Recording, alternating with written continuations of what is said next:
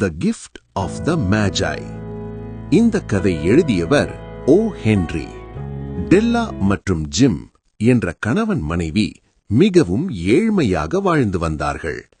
Christmas நாள் நெருங்கியது. டெல்லாவிடம் ஜிம்க்கு பரிசு வாங்க மட்டும் $1.87 தான் இருந்தது. டெல்லாவிடம் மிக அழகான நீளமான முடி இருந்தது. அதை அவள் மிகவும் நேசித்தாள். ஆனால் ஜிம்க்கு நல்ல பரிசு வாங்க வேண்டும் என்பதற்காக அவள் தனது முடியை விற்று பரிசு வாங்கலாம் என்று நினைத்தாள். முடிகளை வாங்கும் ஒருவரிடம் சென்று தனது அழகான முடியை வாங்கிக் கொள்ளுமாறு கேட்டுக்கொண்டாள். It's for my husband.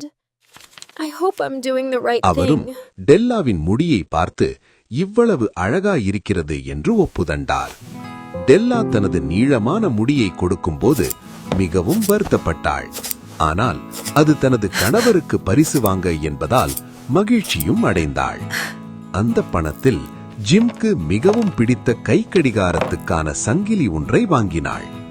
மாலையில் ஜிம் வீட்டுக்கு வந்தான். I hope you're not too upset with me. I know this is unexpected. டெல்லாவின் குறுகிய முடியை பார்த்து அவன் அதிர்ச்சி அடைந்தான்.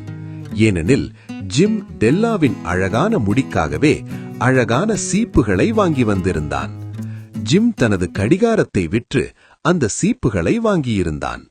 இருவரும் ஒருவருக்கொருவர் கொடுத்த பரிசுகள் அந்த நேரத்தில் பயன்படவில்லை. ஆனால் அவர்களுடைய அன்பும் தியாகமும் அந்த பரிசுகளை விட மிக பெரியதாக இருந்தது. அதனால் உண்மையான பரிசு என்பது அன்பும் தியாகமும் தான் என்று இந்த கதை நமக்கு கற்றுத்தருகிறது.